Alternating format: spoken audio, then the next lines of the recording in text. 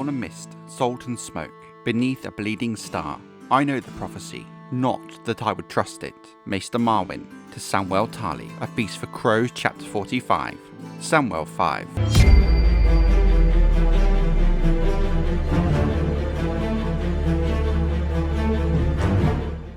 Jon Snow was meant to be a girl, or a better way of putting it is Rhaegar expected Jon to be a girl, is a semi-popular fan theory that I've been looking into over the last couple of weeks. But before we really break down this idea, we first have to address the huge elephant in the room, the extremely questionable canon status of Jon's parentage, because the whole crux of this idea centers around Rhaegar plus Lyanna equals Jon being true. Now, it's arguably the most popular and well-known fan theory regarding A Song of Ice and Fire, even before the HBO shows aired, and for a very long time, it was just that, a fan theory, a very popular one with a lot of evidence in its favour, one effectively accepted by a lot of fans as true, but nonetheless still a fan theory. When it comes to changes and additions HBO made when adapting A Song of Ice and Fire for TV with Game of Thrones, I generally stick to George R.R. Martin's rule that the show is the show and the book is the book. Therefore, what happens in the show doesn't necessarily reflect on things to come in the book. But there are a handful of exceptions to this rule, with showrunners David Benioff and D.B. Wise always being very open about the 5 key future plot points George R.R. Martin once informed them of that would appear in later seasons of Game of Thrones, specifically once they had passed the main books. For example, Hodor's role, as well as the identity of Jon Snow's parents. Thus, for many book fans, whether you agree or disagree, R+L = J is for a lot of people considered canon to the books.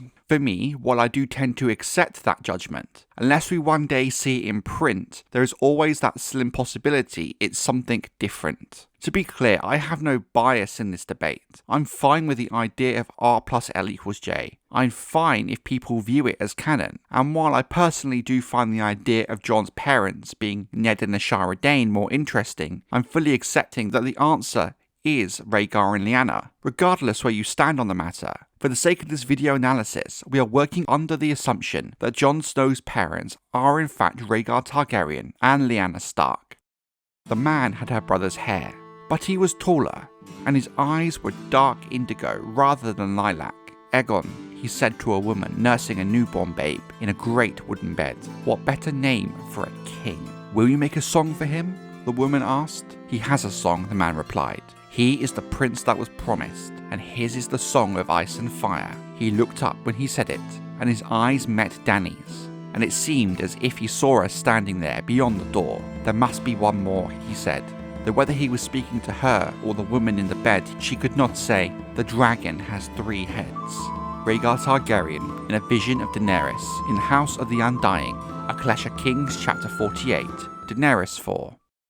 Rhaegar Targaryen fundamentally changed the direction of his life after he became obsessed with prophecy, with him taking a much keener interest in things like martial training after the fact. The prophecy in particular is that of the prince that was promised. In essence, the prince that was promised is a prophesied leader or saviour, part of an ancient prophecy which foretells the coming of a hero to deliver the world from darkness. A bleeding star is supposed to herald the coming of the prince, and the prince is said to have a song, the Song of Ice and Fire. It is likely this prophecy has a huge impact on the backstory of many characters, and will have a huge role in the story going forward, given the Long Night is this prophesied doomsday-like event. We don't really know the details about where the prophecy itself started from, but according to the Red Priestess of R'hllor, Melisandre, a key figure in the main books, the prince was prophesied around 5,000 years ago. She has also mentioned that the prince that was promised and Azor Ahai are interchangeable, but especially in Essos they tend to use the name Azor Ahai far more often, especially among Red Priests and R'hllor worshippers. She stated that when the red star bleeds and the darkness gathers, Azor Ahai shall be born again amidst smoke and salt. Now in the main books, specifically in A Feast for Crows, a dying Maester Aemon Targaryen mentions as well a bleeding star, along with the same smoke and salt, as being part of the heralding of the prince that was promised coming. Again, Archmaester Marwyn in the Citadel of Oldtown recalls that according to the prophecy, the prince would be born amidst salt and smoke, beneath a bleeding star. Each of these people had their own interpretations of the prophecy, and there are countless interpretations of what the bleeding star represents in particular.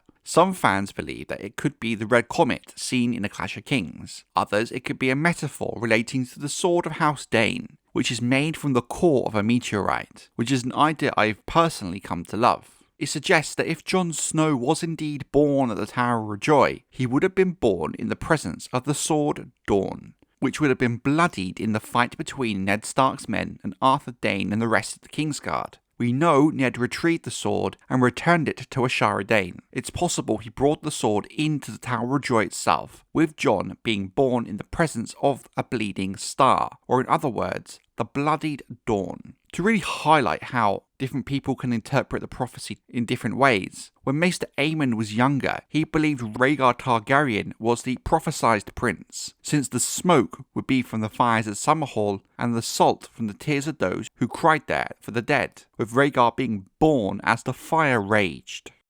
Maester Aemon believes Daenerys Targaryen was the fulfillment of a prophecy, her, not Stannis, nor Prince Rhaegar, nor the princeling whose head was dashed against the wall, Samwell Tarly to Marwyn, A Feast for Crows chapter 45, Samwell 5.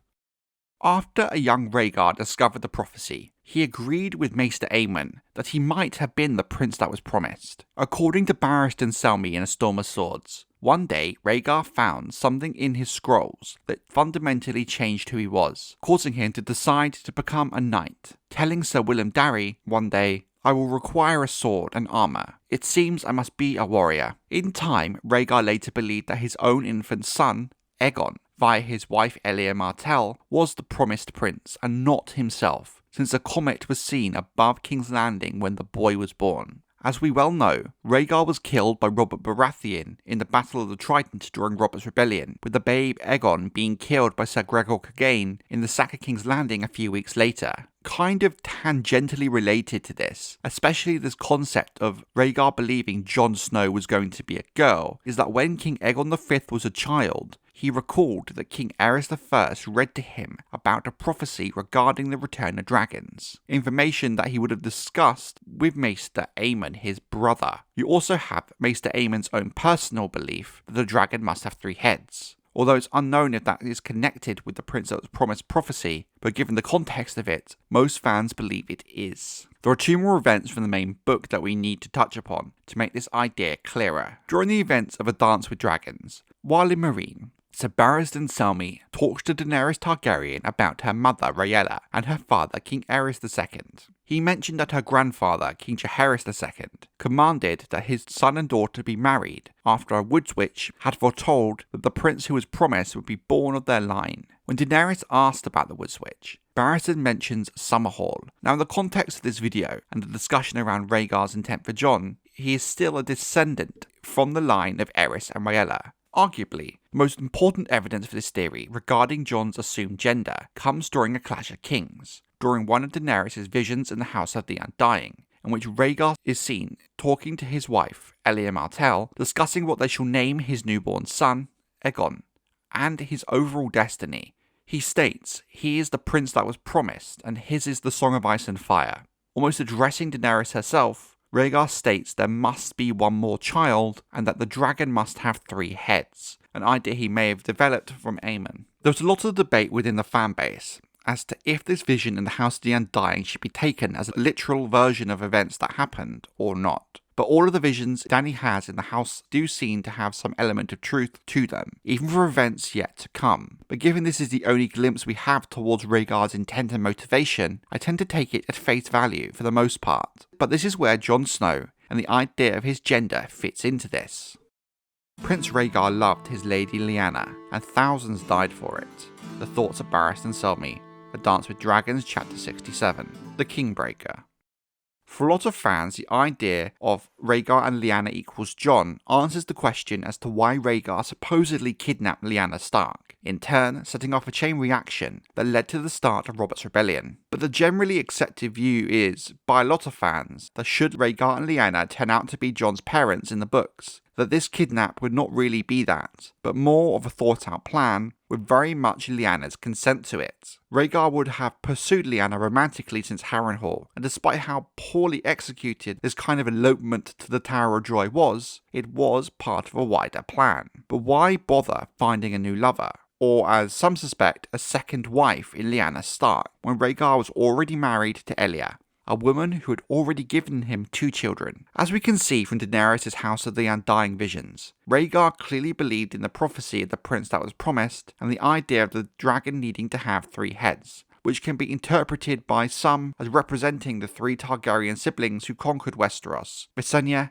Aegon, and Rhaenys. Rhaegar seemingly believed for the prophecy to happen, he needed to have 3 children. The issue is, Elia Martell had always been a frail and fragile woman, and both the births of her children had taken a massive toll on her physically, so much so that birthing Aegon had almost killed her, with maesters advising Rhaegar another child could easily kill her. Thus why Rhaegar began to look elsewhere for a woman to bear his 3rd child. Given how little we know about Elia and how vague this part of the lore is, we can't really say for sure how much of a willing participant she was in Rhaegar's plan. It's very well possible she was on board with Rhaegar's idea of the prince that was promised, and was more than willing to let him father his 3rd child on another woman. After all, she is Dornish, and they are culturally much more open to these kind of ideas. Also consider, while Rhaegar and Elia's marriage was warm, friendly, and cordial, most would agree that it was not romantic, which might have made this prospect more agreeable for Elia. Also consider, the other option is Rhaegar did all this without his wife knowing and being a willing partner. Regardless of the truth, it all comes down to the same conclusion. Rhaegar, in his view, needed a 3rd child. Elia could not give him one, thus he looked elsewhere to Lyanna Stark. Why Lyanna Stark in particular? Well, that's beyond the scope of this video. All that matters is he did choose her. Prophecy is like a half-trained mule. It looks as though it might be useful, but the moment you trust in it, it kicks you in the head. Tyrion Lannister to Jorah Mormont, A Dance with Dragons Chapter 40, Tyrion 9.